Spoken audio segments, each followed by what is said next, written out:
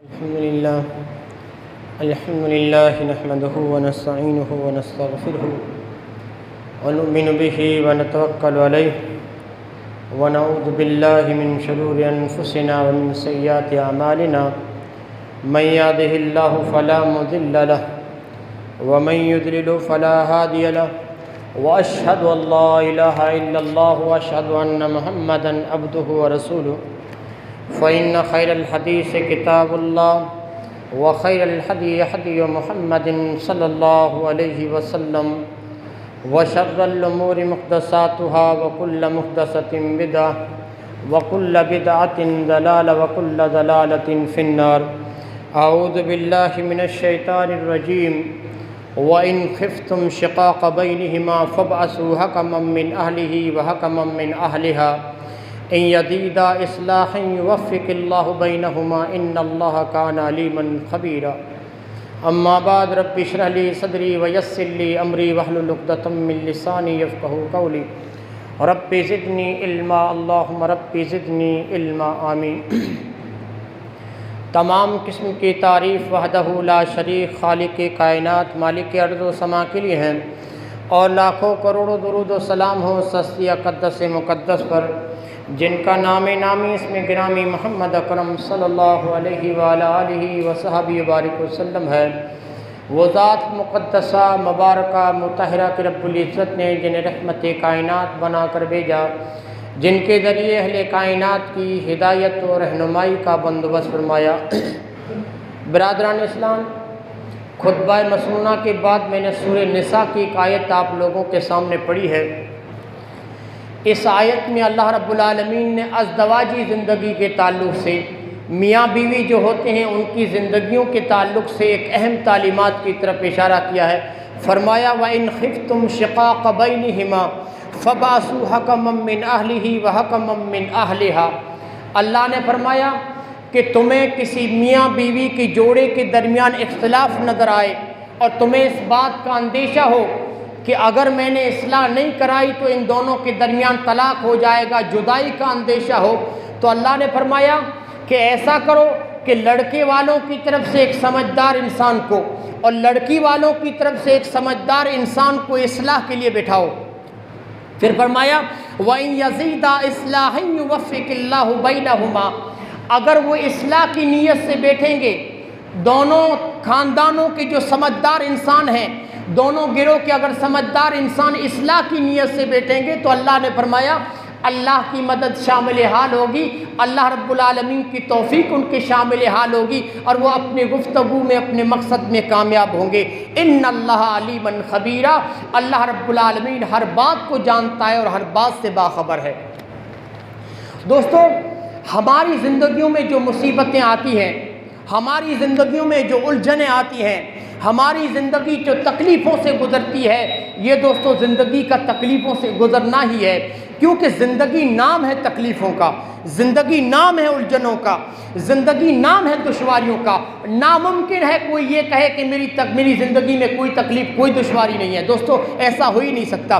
زندگی میں تکلیفیں ہوتی ہیں، زندگی میں دشواریاں آتی ہیں، مصیبتوں کا سامنا کرنا پڑتا ہے، لیکن بہت بڑا المیہ یہ ہے، بہت افسوس کی بات دوستو یہ ہے کہ آج کا مسلمان انسان جب تکلیفیں اس کی زندگی میں آتی ہیں، دشواریاں آتی ہیں، تو یہ مسلمان جس کے پاس قرآن جیسی کتاب ہے، جس کے پاس محمد رسول اللہ جیسے نبی ہیں، جن کی پوری زندگی ان کے لیے آئیڈیل اور نمونہ ہے، جن کے پاس محمد رسول اللہ کی تعلیمات سے بڑی حدیث کی کتابیں ہیں، ایسے مسلمان کی زندگی میں جو تکلیفیں آتی ہیں تو کیا کرتا ہے؟ اٹھتا ہے اور خودکشی کر لیتا ہے. ایسا مسلمان اٹھتا ہے اور حالات کے سامنے، تکلیفوں کے سامنے گھٹنے ٹیک دیتا ہے اور مایوسی کے ساتھ زندگی گزارتا ہے. دوستو ایسا نہیں ہونا چاہیے. آج ایسی چیز کو مد نظر رکھتے ہوئے میں نے آپ لوگوں کو یہ بتانا ہے. دیکھیے محمد رسول اللہ کی زندگی میں جو الجھنیں آتی تھی، جو مسائل آتے تھے، کیسے محمد رسول اللہ نے اپنی حکمت سے، اپنی دانائی سے، اپنی بصارت سے، اپنی فراست سے، اپنی دوراندیشی سے کیسے محمد رسول نے ان بڑے بڑے مسئلوں کو چٹکیوں میں حل کر دیا۔ ہاں، بڑے بڑے مسئلوں کو کیسے محمد رسول نے حل کیا۔ دوستو یہ موضوع انشاءاللہ آپ لوگوں کے سامنے جلدی رکھوں گا خطبہ جمعہ میں، لیکن آج کا دوستو جو خطبہ جمعہ کا میرا موضوع ہے وہ موضوع یہ ہے کہ جس طرح زندگی کی اور حصے میں جو الجھنیں اور تکلیفیں ہوتی تھی، محمد رسول اللہ نے ان کو حل کیا ہے، آپ نے ان کا حل بتایا ہے۔ اسی طرح ہماری زندگی کا ایک اہم ترین حصہ ازدواجی زندگی، میاں بیوی کی جو زندگی گزرتی ہے، ہماری زندگی کا ایک اہم ترین حصہ یہ بھی ہے میاں بیوی کی زندگی میں جو الجھنیں پیش آتی ہیں، میاں بیوی کی زندگی میں جو مسائل پیدا ہوتے ہیں، ان کی مرضیات میں جو ٹکراؤ ہوتا ہے، ان کی طبیعت و مزاج میں جو ٹکراؤ ہوتا ہے، ان کا حل محمد رسول اللہ نے کیسے پیش کیا، اور میاں بیوی کی جو زندگی ہے خوشگوار زندگی جینے کے لیے، پرسکون و راحت کی زندگی جینے کے لیے محمد رسول اللہ نے کون سی تعلیمات پیش کی ہیں، اس چیز کو دوستو میں نے آپ لوگوں کے سامنے رکھنا ضروری سمجھا، اور اسی چیز کو دوستو میں نے موضوع بنایا ہے۔ اس سلسلے میں بنیادی بات مسلمانوں آپ اپنے ذہن میں رکھو کہ جب تک ہماری ازدواجی زندگی کامیاب نہیں ہوگی، میری اور آپ کی میاں بیوی کی جو زندگی ہے نا، ہماری یہ ازدواجی زندگی جب تک کامیاب نہ ہوگی، جب تک وہ سکون کے سائے میں نہ گزرے گی، مسلمانوں یاد رکھو ہماری زندگیوں میں کبھی سکون نہیں ہو سکتا، ہمارے گھر میں کبھی سکون نہیں ہو سکتا، ہمارے خاندان دوستوں کبھی پرسکون زندگی نہیں جی سکتے، ہمارے معاشرے میں دوستوں کبھی سکون نہیں رہے گا۔ اگر آپ یہ ہر انسان چاہتا ہے کہ میں سکون کے ساتھ زندگی گزاروں، اطمینان اور راحت کے ساتھ زندگی گزاروں، تو اس کے لیے ضروری ہے کہ ہماری ازدواجی زندگی راحت کے سائے میں گزرے، سکون کے سائے میں گزرے۔ اگر ازدواجی زندگی میں دوستو سکون نہیں ہے، میاں بیوی کے درمیان اگر جی رہے ہیں سکون نہیں ہے، ان کے درمیان اختلاف و مسائل ہیں، تو یاد رکھو نہ ہمارے خاندان میں سکون رہے گا، نہ ہمارے معاشرے میں سکون رہے گا، نہ ہمارے گھروں میں سکون رہے گا۔ اگر آپ چاہتے ہیں کہ خاندان و معاشرے میں سکون رہے تو ازدواجی زندگی کا سکون کے سائے میں گزرنا ضروری ہے۔ اگر یہ چاہتے ہیں کہ ہماری بچوں کی تعلیم و تربیت اچھے سے اچھے ہو، نئی نسلوں کی تربیت بہتر سے بہتر ہو، تو مسلمانوں ضروری ہے کہ میاں بیوی کی جو زندگی ہے نا مستحکم رہے، صحیح سمت و صحیح رخ پہ چلے۔ اگر میاں بیوی کی زندگی صحیح سمت و صحیح رخ پہ نہ چلی تو پھر نئی نسلوں کی تربیت کا ہم خواب بھی نہیں دے سکتے، ان کی اچھی تعلیمات کا ہم سوچ بھی نہیں سکتے۔ اس سلسلے میں محمد رسول اللہ کی حیات طیبہ کا اگر ہم مطالعہ کرتے ہیں تو ایک طرف تو دوستو ہمیں نظریاتی تعلیمات کا سلسلہ ملتا ہے کہ محمد رسول اللہ صلی اللہ علیہ وسلم نے کیا تعلیمات دی ہے کہ زندگی ازدواجی زندگی سکون کے ساتھ گزرے، خوشحال طریقے سے گزرے۔ ایک طرف نظریاتی تعلیمات کا سلسلہ ملتا ہے، اور دوسری طرف جو تعلیمات محمد رسول اللہ نے اپنی امت کو دیا ہے، کیا محمد رسول اللہ کی زندگی میں وہ تعلیمات دکھائی دیتی ہیں؟ دوستو دوسری طرف محمد رسول اللہ نے ان تعلیمات کو پریکٹیکل طور پر اپنی زندگی میں کیسے نافذ کیا، یہ تعلیمات ملتی ہیں۔ اور تیسری طرف اگر کبھی محمد رسول اللہ کے زمانے میں صحابہ کی ازدواجی زندگی میں کبھی ٹکراؤ پیدا ہو گیا، ان کی مرضیات میں ٹکراؤ پیدا ہو گیا، ان کی یا مسئلے پیدا ہو گئے، تو محمد رسول اللہ نے کیسے حل کیا ان مسئلوں کو۔ تین باتیں ہیں، ایک تو نظریاتی تعلیمات، دوسرا محمد رسول اللہ نے ان تعلیمات کو آپ نے کیسے عمل کر کے دکھایا، اور تیسری چیز کبھی صحابہ میں محمد رسول اللہ کی زندگی میں الجھن پیدا ہوئی تو آپ نے کیسے حل کیا۔ ان تین پہلوؤں پر انشاءاللہ گفتگو کر کے میں اپنی بات کو ختم کروں گا۔ پہلی چیز، رہی بات نظریاتی تعلیم کی، تو دوستو محمد رسول اللہ نے ازدواجی زندگی کو سکون کے ساتھ گزارنے کے لیے، اسے خوشحال بنانے کے لیے اور راحت کے سائے میں گزارنے کے لیے ایسی بنیادی تعلیمات محمد رسول اللہ صلی اللہ علیہ وسلم کی دوستو حیات طیبہ میں ملتی ہیں۔ اور واللہ کہتا ہوں اگر ان تعلیمات کو ہم اپنا لیں، ان تعلیمات پہ عمل پیرا ہو جائیں، ہماری ازدواجی زندگی، میری اور میری بیوی کی زندگی، آپ کی اور آپ کی بیویوں کی زندگی جنت نظیر بن جائے گی۔ اس سلسلے میں بنیادی بات یہ ہے مسلمانوں، آج کا جو خطبہ جمعہ ہے نا بہت اہم ہے، بہت اہم ہے، اس لیے اس کو غور سے سنیے گا، واللہ کہتا ہوں بہت فائدہ ہوگا۔ ازدواجی زندگی اگر صحیح رخ پہ آپ رکھنا چاہتے ہیں، بنیادی بات یہ ہے، ہماری شریعت کہتی ہے کہ عورت کو یہ مان کر چلنا ہے کہ میں ماتحت ہوں، میں حاکم نہیں بن سکتی گھر میں، حاکم شریعت نے شوہر کو بنایا ہے. عورت کو یہ مان کر چلنا ہے کہ میں ماتحت ہوں, میرا شوہر میرے اوپر حاکم ہے, میرا شوہر نگہبان ہے, میرا شوہر قوام ہے.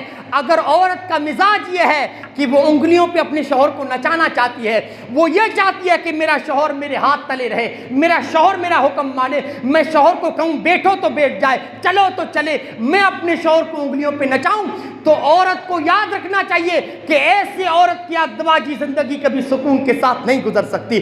شریعت نے عورت کے اس مزاج کو ناپسند کیا ہے کہ الرجال قوامون علی النساء. قرآن کہتا ہے کہ مرد حاکم ہے, عورت کبھی حاکم نہیں بن سکتی. مرد عورتوں میں, شوہر اور بیوی میں درجہ اگر کسی کا بڑا ہے تو مرد کا.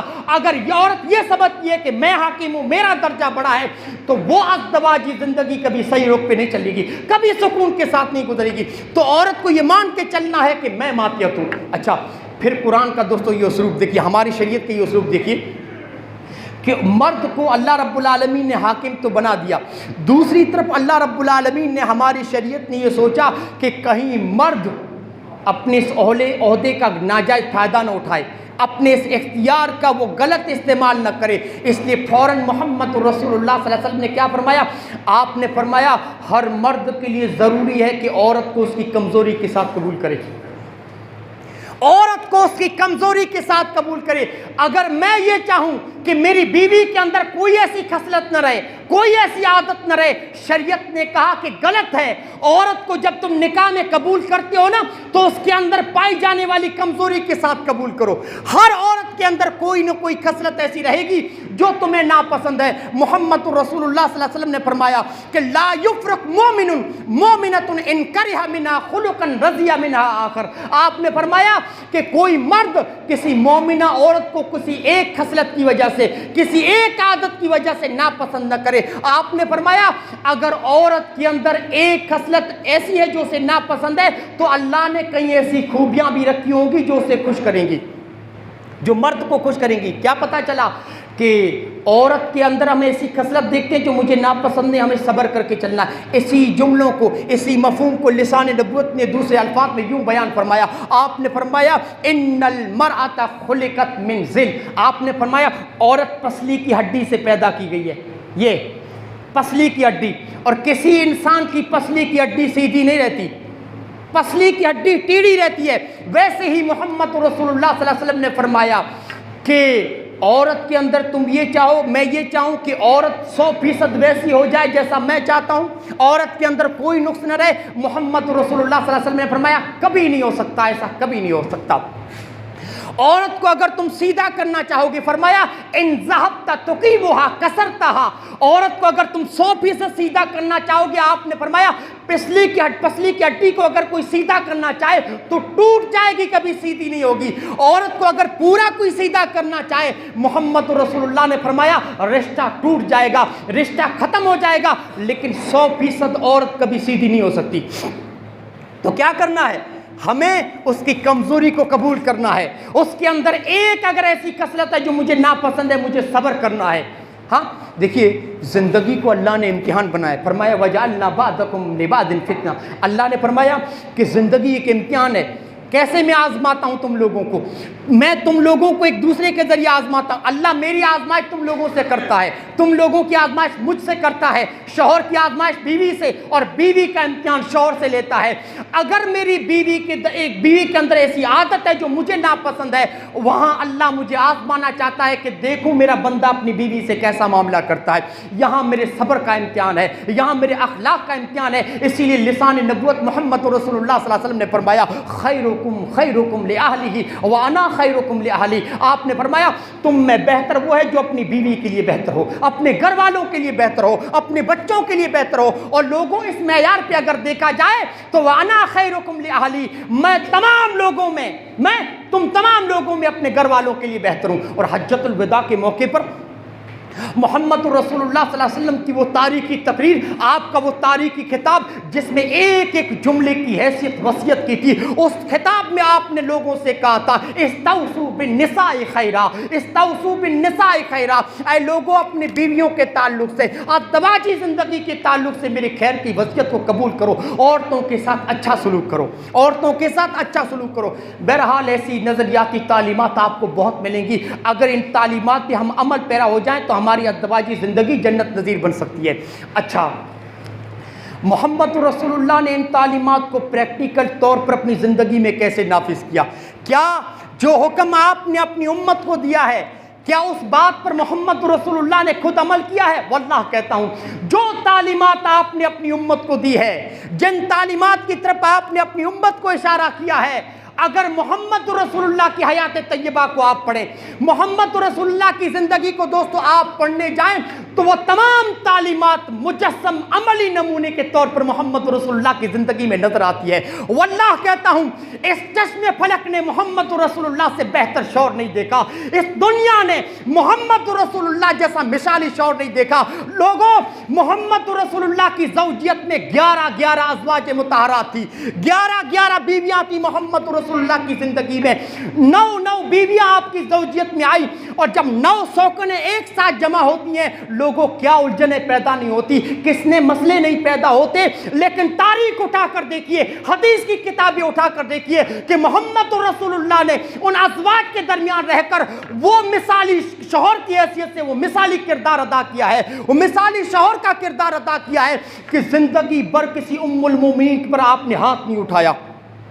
پوری زندگی محمد رسول اللہ نے کسی بیوی پر ہاتھ نہیں اٹھایا، پوری زندگی کسی ام المومنین کی عزت نفس کو مجروح نہیں کیا، پوری زندگی آپ نے کسی بیوی کی عزت نفس کو مجروح نہیں کیا، ان کے جذبات کو ٹھیس نہیں پہنچایا۔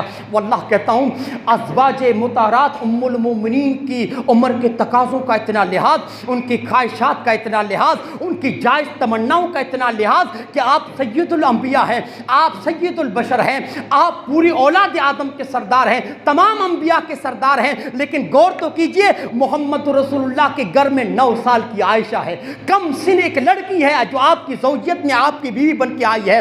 آپ نے نہیں سوچا کہ ایک نبی کے گھر میں ان کی بیوی گڑیا کے ساتھ کھیلتی ہے، کبھی نہیں سوچا کہ نبی کے گھر میں ایک لڑکی کھیلتی ہے۔ آپ نے فرمایا عائشہ کان کھول کے سن لے، یہ محمد رسول اللہ کا گھر ہے، محمد رسول اللہ کا گھر ہے، لیکن اگر تم چاہو تو اپنی سہیلیوں کے ساتھ گڑیا لے کر کھیل سکتی ہو۔ اللہ اکبر، یہ کردار ہے محمد رسول اللہ کا۔ دیکھیے حدیث میں آتا ہے کہ جب اللہ کے رسول گھر میں داخل ہوتے تھے، حضرت عائشہ کی سہیلیاں جو کھیلنے آتی تھی عائشہ کے ساتھ چھپ جایا کرتی تھی۔ محمد رسول اللہ عائشہ کی سہیلیوں کو بلا کر کہتے تھے دیکھو ڈرنے کی کوئی بات نہیں، جاؤ گڑیا لے کر عائشہ کے ساتھ کھیلو، اور محمد رسول اللہ گھر سے نکل جایا کرتے تھے کہ کھیلنے میں ان کو کہیں جھجک محسوس نہ ہو، ہاں کھیلنے میں ان کو کہیں جھجک محسوس نہ ہو۔ یہ کردار تھا محمد رسول اللہ کا کہ اپنی ازواج کے جذبات کا آپ نے لحاظ رکھا، ان کے عمر کے تقاضے کا آپ نے خیال رکھا۔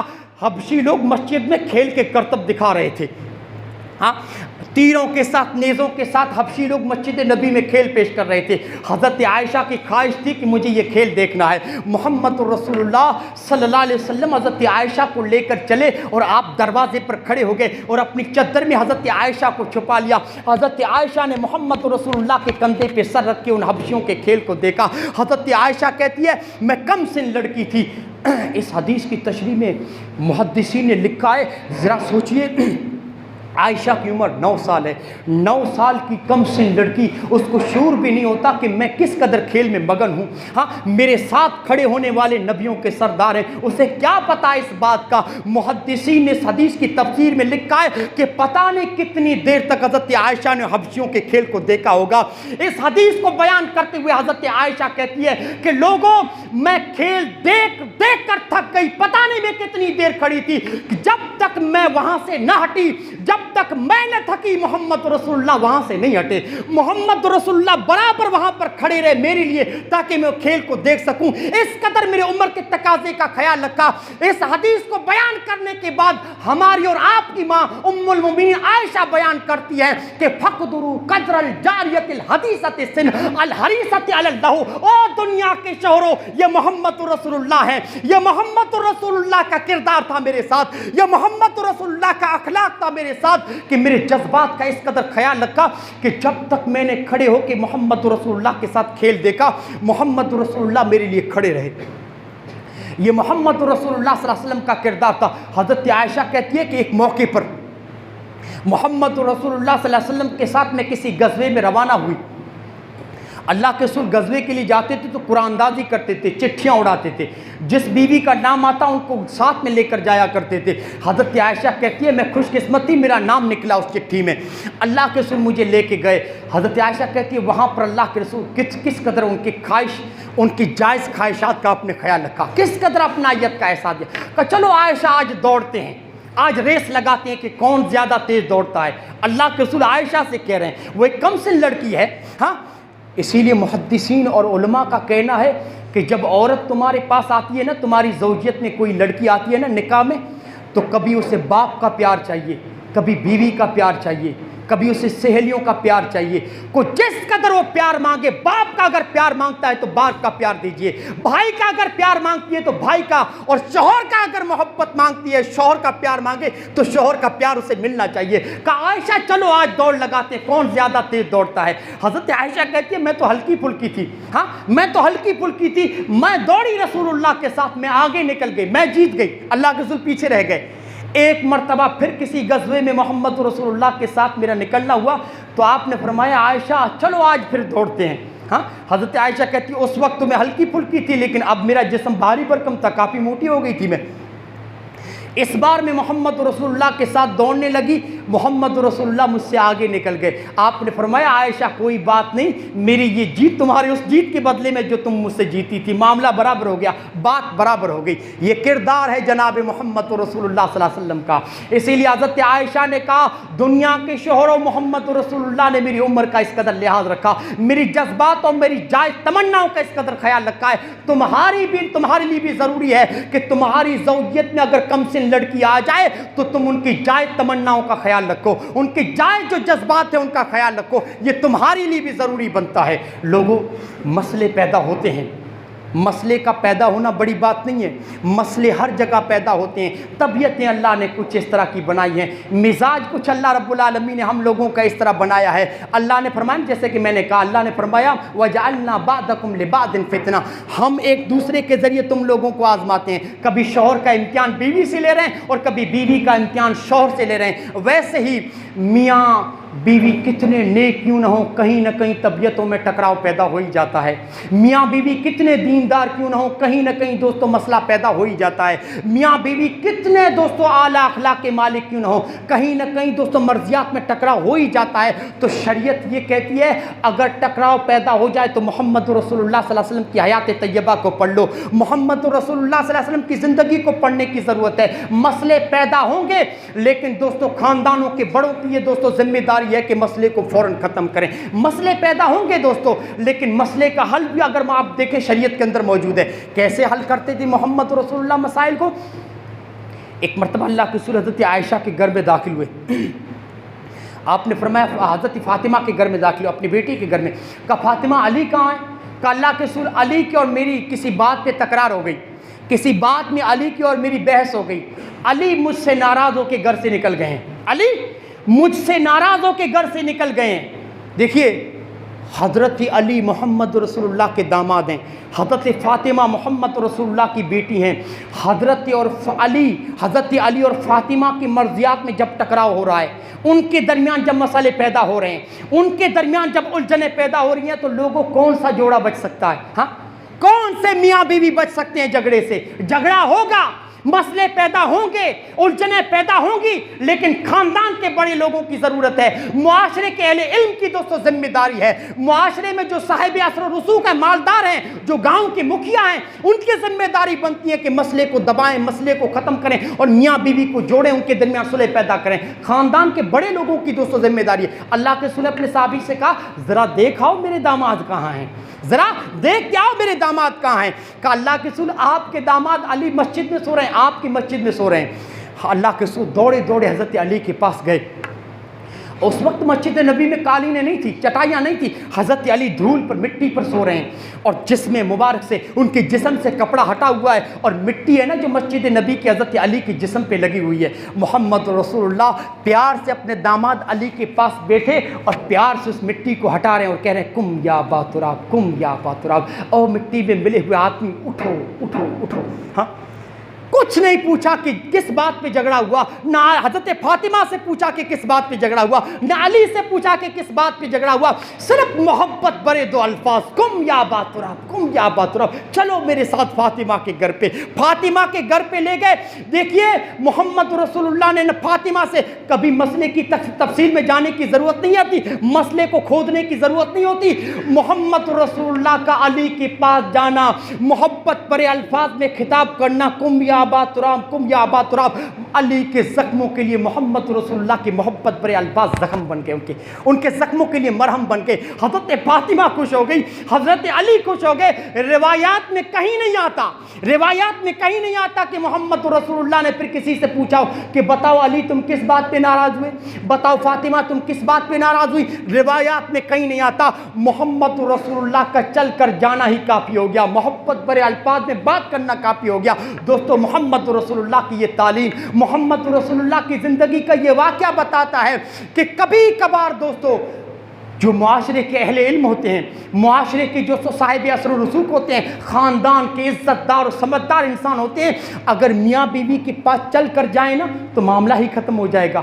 دو بول اگر محبت کے بول دینا تو میاں بیوی شرمندہ ہو کر دوستو صلح کر لیتے ہیں، آپس میں جڑ جاتے ہیں اور دلوں کا بغض ہے، دلوں کا گرد و غبار چھٹ جاتا ہے۔ یہ تو علی اور فاطمہ ہیں۔ مسند احمد کی ایک روایت دیکھیے، حضرت ابوبکر محمد رسول اللہ کے گھر میں داخل ہوئے، دیکھا کہ حضرت عائشہ کی محمد رسول اللہ سے کسی بات پر بحث ہو رہی ہے، کسی بات پہ حضرت عائشہ محمد رسول اللہ سے تکرار کر رہی ہیں اور حضرت عائشہ کی آواز بلند ہو چکی ہے محمد رسول اللہ کی آواز پر۔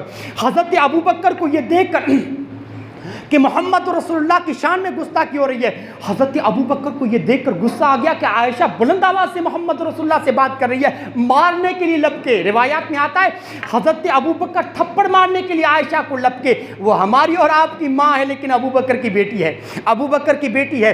حضرت ابوبکر مارنے کے لیے لپکے، حضرت عائشہ چھپ کر اٹھ کر محمد رسول اللہ کے پیچھے چھپ جاتی ہیں۔ اللہ کے رسول آگے آگے حضرت ابوبکر سے کہا بس کرو بس کرو۔ حضرت ابوبکر غصہ کرتے ہوئے چلے گئے۔ اب بعد میں جب حضرت ابوبکر چلے گئے تو عائشہ پیچھے جو چھپی تھی آگے آ گئی۔ آپ نے فرمایا دیکھا عائشہ کیسے بچا لیا میں نے تم کو، ہاں دیکھا عائشہ کیسے میں نے تم کو بچا لیا، آج میں نہ ہوتا تو تم کو مار پڑتی۔ اچھا رات گئی بات گئی، 2-3 دنوں کے بعد حضرت ابوبکر پھر محمد رسول اللہ کے گھر میں داخل ہوئے۔ پہلے جو 3 دن منظر دیکھا تھا لڑائی اور جھگڑے کا، 3 دن کے بعد اللہ کے رسول کے گھر میں حضرت ابوبکر داخل ہوئے، دیکھا کہ بڑا خوشگوار ماحول ہے، بڑا محبت کے موڈ میں عائشہ اور اللہ کے رسول جی رہے ہیں، بڑا خوشگوار ماحول ہے، اپنائیت کا ماحول ہے۔ پہلے جو منظر دیکھا تھا 3 دن کے پہلے، وہ آواز بلند کرنے کا منظر، ہاں وہ بات پہ تکرار کرنے کا منظر، وہ عائشہ کی آواز بلند کرنے کا منظر، آج ایسا منظر ہے کہ دونوں خوشحال زندگی جی رہے ہیں، اپنائیت کا ماحول ہے، محبت کا ماحول ہے، آپس میں محبت کی باتیں کر رہے ہیں۔ حضرت ابوبکر یہ دیکھ کر خوش ہو گئے اور اللہ کے رسول حضرت عائشہ سے کہتے ہیں ادخلانی فی سلمکما کما ادخلتمانی فی حربکما، کہ جس طرح پرسوں تم لوگوں نے مجھے اپنے جھگڑے میں شامل کیا تھا آج اپنی خوشی میں بھی شامل کرو۔ اللہ اکبر۔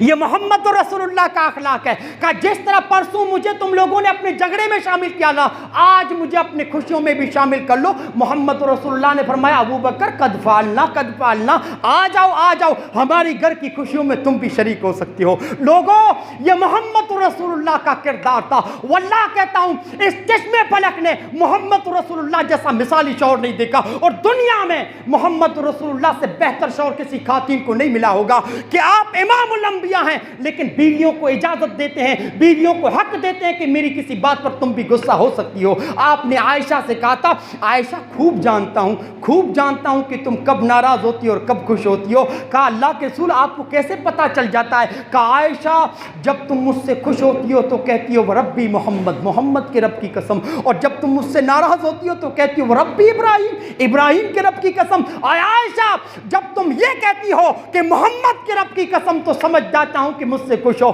اور یہ کہتی ہو کہ ابراہیم کے رب کی قسم تو سمجھ جاتا ہوں کہ کچھ ناراض چل رہی ہو۔ قربان جائیے ان اخلاق پر، قربان جائیے اخلاق پر۔ لوگوں میں نے آپ سے کہا محمد رسول اللہ سے بہتر، محمد رسول اللہ سے زیادہ اپنی بیویوں کے جذبات کا کسی نے لحاظ نہیں رکھا ہوگا، محمد رسول اللہ سے زیادہ کسی بیوی کا حق محمد رسول اللہ سے زیادہ کسی نے ادا نہیں کیا ہوگا۔ امام الانبیاء ہیں لیکن کہتے ہیں کہ جس طرح میں تم لوگوں کی غلطی پہ ناراض ہوتا ہوں تمہیں بھی ناراض ہونے کا حق ہے۔ یہ محمد رسول اللہ ہیں۔ ایک مرتبہ روایات میں آتا ہے کہ اللہ کے رسول عائشہ کے گھر پہ ہیں اور گھر پہ مہمان ہیں، مہمان نوازی ہو رہی ہے، حضرت عائشہ کے گھر میں اللہ کے رسول بیٹھے ہیں۔ زینب کو پتہ چلا، کون ہے زینب؟ محمد رسول اللہ کی بیوی ہیں۔ ہاں ان کو پتہ چلا کہ محمد رسول اللہ کے گھر میں مہمان ہیں، انہوں نے کچھ ایسا پکوان تیار کیا تھا، حدیث میں شاید غالباً سرید کا لفظ آتا ہے۔ سرید محمد رسول اللہ کا بہترین پکوان تھا، اللہ کے رسول کو سرید بہت پسند تھا۔ تو حضرت زینب نے کہا کہ محمد رسول اللہ کے گھر پہ غلام ہے، اپنی خادمہ اپنی لونڈی نوکرانی سے کہا کہ جاؤ یہ برتن محمد رسول اللہ کو دے کے آؤ۔ برتن میں سرید ڈالا کہ اللہ کے رسول اسے کھا لیں گے، جاؤ اللہ کے رسول کے گھر پہ دے کے آؤ۔ حضرت عائشہ کے گھر پہ جب وہ لونڈی سرید کا برتن لے کر داخل ہوئی، حضرت عائشہ کا جذبہ غیرت جاگ اٹھا۔ ہاں حضرت عائشہ کا، کیونکہ سوکن ہے، سوکنوں میں تو حسد رہتی ہے، ان کی بات بات میں نوک جھوک رہتی ہے۔ ہاں حضرت عائشہ کا جذبہ غیرت جاگ اٹھا۔ وہ جو خادمہ برتن لے کر پہنچی تھی، حضرت عائشہ نے ان کے ہاتھ پہ دے مارا، برتن چھوٹ کے گرا، زمین پہ ٹوٹ گیا۔ ہاں محمد رسول اللہ نے غصہ نہیں کیا، کیوں؟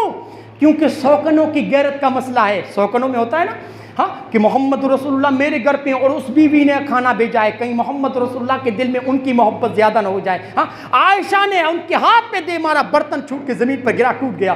آپ نے غصہ نہیں کیا، آپ سمجھ گئے کہ غیرت کا مسئلہ ہے۔ آپ نے اس لونڈی سے کہا کہ غارت امکم، تمہاری ماں کا جذبہ غیرت جاگ اٹھا، تمہاری ماں کا جذبہ غیرت جاگ اٹھا۔ آپ نے یہ کیا کہ اس سالن کو سمیٹ دیا اور ٹوٹا برتن حضرت زینب کا تھا، عائشہ کے گھر میں رکھ لیا، اور عائشہ کے گھر کا صحیح سالم برتن آپ نے حضرت زینب کے گھر پہ بھیج دیا۔ لوگوں مسئلے چھوٹے چھوٹے، اس واقعے سے پتہ چلتا ہے کہ چھوٹے چھوٹے مسئلے گھر میں پیدا ہو جاتے ہیں، وہ ہماری زندگی کا حصہ ہیں، لیکن ان مسئلوں کو بڑے مسئلے بنانا، ان چھوٹی بات کو بڑی بات بنانا، چھوٹی الجھن کو بڑی الجھن بنانا، یہ غلط ہے۔ شریعت نے اس مزاج کو پسند نہیں کیا۔ دوستو یہ محمد رسول اللہ کی تعلیمات ہے جو میں نے آپ لوگوں کے سامنے رکھی ہے۔ واللہ کہتا ہوں ان تعلیمات کو اپنا کے چلیں، ان کو اپنی زندگی میں نافذ کر کے چلیں، آپ کی ازدواجی زندگی دیکھیے کس طرح صحیح سمت پہ چلے گی۔ اچھا محمد رسول اللہ کی حیات طیبہ کو میں نے پڑھا تو مجھے میاں بیوی کے درمیان کہیں الجھن اور مسئلہ پیدا ہو جائے تو صلح کی ایک شکل، ایک طریقہ یہ بھی ملا کہ کبھی کبھار اگر صلح اس چیز کے ذریعے ہوتی ہے، کون سی چیز؟ کہ شوہر اپنے حقوق سے تنازل اختیار کر لے، بیوی اپنے حقوق سے دستبردار ہو جائے، اپنا کوئی حق چھوڑ دے، اگر اس شکل میں صلح ہوتی ہے تو کر لو۔ قرآن نے سورہ نساء میں اللہ نے یہ فارمولہ پیش کیا ہے کہ اگر شوہر اپنا کوئی حق چھوڑ دیتا ہے اور صلح ہو جاتی ہے، میاں بیوی آپس میں جڑ جاتے ہیں، طلاق کی نوبت ہٹ جاتی ہے، تو کوئی میاں بیوی دونوں میں سے کوئی ایک اپنے حق سے دستبردار ہو جائے، تنازل اختیار کر لے۔ دیکھیے حضرت سودا رضی اللہ تعالیٰ عنہ بوڑھی ہو گئی تھی، محمد رسول اللہ کی زوجیت میں آپ کی بیوی تھی، لیکن ان کی عمر بہت زیادہ ہو گئی تھی، تو انہیں اس بات کا ڈر لگا کہ کہیں محمد رسول اللہ مجھے طلاق نہ دے دیں۔ ہاں انہیں محمد رسول اللہ صلی اللہ علیہ وسلم کی زوجیت پہ رہنا پسند تھا، وہ اس بات پہ فخر کیا کرتی تھی، تو اللہ کے رسول سے آگے بڑھ کے کہتی ہے اللہ کے رسول ایسا کیجئے، میری باری ہے نا آپ عائشہ کو دے دیجئے، میرے پاس جو آپ آتے ہیں نا وہ باری میں عائشہ کو دیتی ہوں، لیکن اللہ کے رسول مجھے اپنے سے جدا مت کرنا۔ ہاں آپ کی زوجیت میں رہنا ہی میرے لیے کافی ہے، میں اپنی باری عائشہ کو دے دیتی ہوں۔ لوگوں اگر ایسا ہوتا ہے کہ شوہر یا بیوی اپنے کسی حقوق سے دستبردار ہو جائیں، تنازل اختیار کر لیں اور صلح کی شکل پیدا ہوتی ہے تو کیجئے، اس فارمولے کو بھی دوستو اپنائیے، اس طریقے پر بھی دوستو عمل کیجئے۔ اچھا، ساری کوششیں ناکام ہو جائیں، ساری تدبیریں ناکام ہو جائیں، اب میں یہ سمجھوں، گاؤں کا دوستو مکھیا یہ سمجھے، گاؤں کا سمجھدار عقل مند انسان یہ سنے کہ اب لگتا ہے میاں بیوی کے درمیان صلح نہیں ہوگی، اب اگر کوشش کروں گا تو ناکام ہو جائے گی، اب کوشش میں کوئی اثر نہیں ہے، اب ان کے دلوں میں محبت کبھی پیدا نہیں ہو سکتی، تو پھر بہتر شکل میں خلا، بہتر شکل میں دوستو طلاق ہو جانی چاہیے۔ دیکھیے، روزانہ کے ٹنٹے، روزانہ کی پنچایت زندگی کو عذاب بنانے سے بہتر ہے کہ پھر آسان طریقے سے دوستو کھلا یا طلاق کرایا جائے۔ دیکھیے، حضرت ثابت بن قیس کی بیوی اللہ کے رسول کے پاس آتی ہے اور کیا کہتی ہے جانتے ہیں؟ اے اللہ کے رسول، مجھے ثابت بن قیس پر کوئی اعتراض نہیں ہے، ثابت بن قیس کی دینداری پر کوئی اعتراض نہیں ہے، بڑے دیندار انسان ہے، ثابت بن قیس کا اخلاق بہت اونچا اخلاق ہے، مجھے انہیں اخلاق پہ کوئی اعتراض نہیں ہے۔ کیسی نسلیں تھی، ہاں، کیسا معاشرہ تھا کہ بیوی جدا ہو رہی ہیں، حضرت ثابت بن قیس سے خلا چاہتی ہیں، جدا ہونا چاہتی ہیں، لیکن کتنی سچائی سے کام لے رہی ہیں۔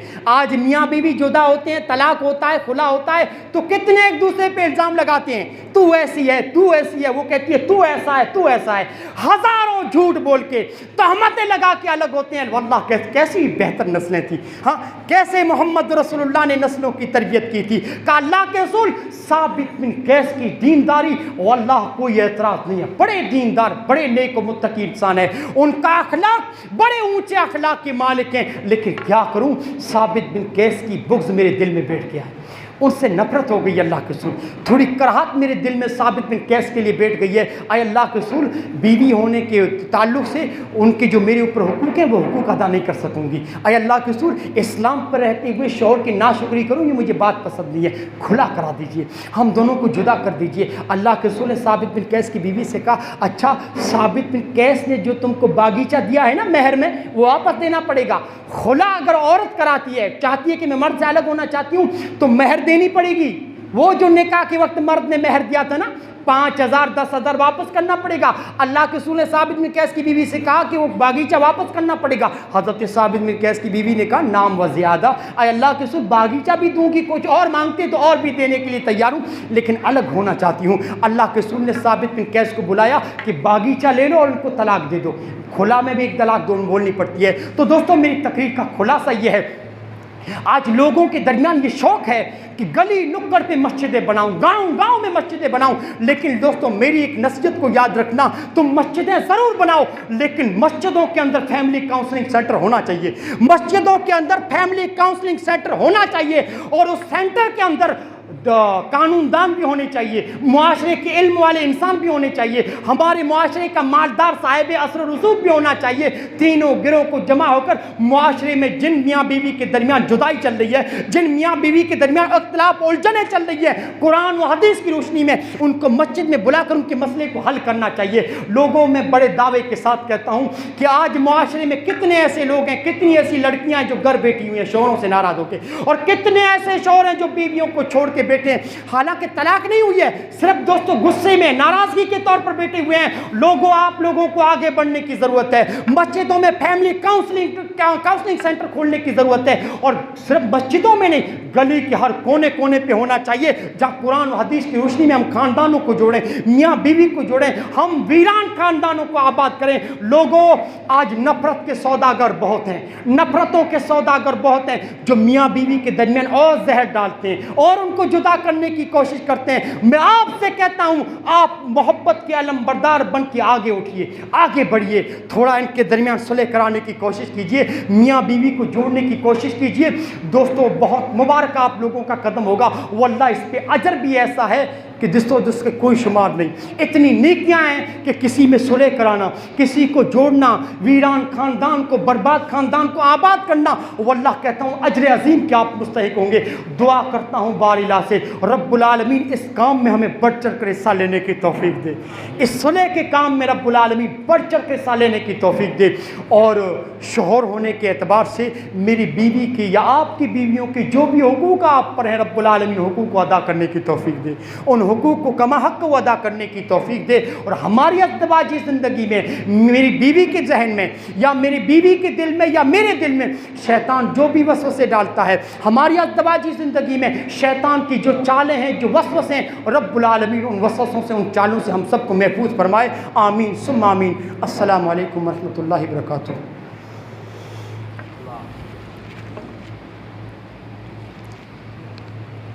الحمد للہ نحمدہ ونستعینہ ونستغفرہ ونؤمن بہ ونتوکل علیہ ونعوذ باللہ من شرور انفسنا من سیئات اعمالنا من یہدہ اللہ فلا مضل له ومن یضلل فلا ہادی له واشهد ان لا الہ الا اللہ واشهد ان محمدا عبدہ ورسولہ فإن خیر الحدیث کتاب اللہ وخیر الہدی ہدی محمد صلی اللہ علیہ وسلم وشر الامور محدثاتها وکل محدثۃ بدعہ وکل بدعۃ ضلالہ وکل ضلالۃ فی النار۔ اعوذ باللہ من الشیطان الرجیم۔